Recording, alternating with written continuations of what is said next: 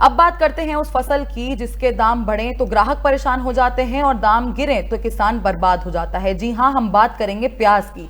महाराष्ट्र के प्याज उत्पादक किसानों ने सरकार के सामने एक बड़ी मांग रखी है। उनका कहना है कि प्याज के न्यूनतम खरीद मूल्य कम से कम 3,000 रुपए प्रति क्विंटल होने चाहिए। अब सवाल है कि ये मांग क्यों उठ रही है। दरअसल केंद्रीय सरकार ने हाल ही में प्याज खरीद के नियमों में कुछ राहत दी है। पहले साइज और क्वालिटी के काफी सख्त नियम थे। कई बार किसान 30 क्विंटल प्याज लेकर पहुंचता था मंडी, लेकिन उसमें से सिर्फ 20 या 25 क्विंटल ही खरीदे जाते थे। बाकी प्याज को बाजार में काफी कम दाम पर बेचना पड़ता था।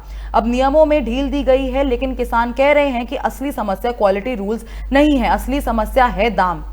आज नेफेड और एनसीसीएफ लगभग 1580 रुपए प्रति क्विंटल के दर पर प्याज खरीद कर रहे हैं, जबकि किसानों का कहना है कि उनकी लागत ही 1800 रुपए प्रति क्विंटल के आसपास है। सोचिए, अगर लागत ही 1800 रुपए है और बिक्री 1580 रुपए में, तो मुनाफा तो दूर की बात है, किसान सीधा घाटे में जा रहे हैं। बीज महंगा हो गया है, खाद महंगी हो गई है, मजदूरी महंगी हो गई है, डीजल के दाम बढ़ गए हैं। ऐसे में प्याज उगाना हर साल और मुश्किल होता जा रहा है।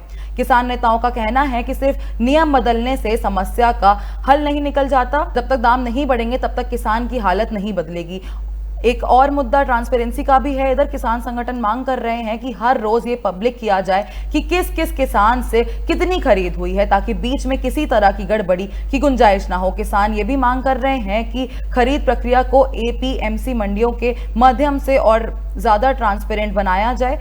सबसे दिलचस्प बात यह है कि ये मुद्दा सिर्फ महाराष्ट्र तक सीमित नहीं है। देश के कई राज्यों में किसान इसी तरह के सवाल पूछ रहे हैं। आखिर जब लागत लगातार बढ़ रही है तो फसल के दाम उस हिसाब से क्यों नहीं बढ़ रहे? आखिर किसान कब तक लागत से कम दाम में अपनी फसल बेचने को मजबूर रहेगा? और सबसे बड़ा सवाल यह है कि अन्नदाता को उसकी मेहनत की असली कीमतें मिल भी पाएंगी? यही सवाल आज महाराष्ट्र के प्याज किसान पूरी ताकत के साथ सरकार के सामने रख रहे हैं।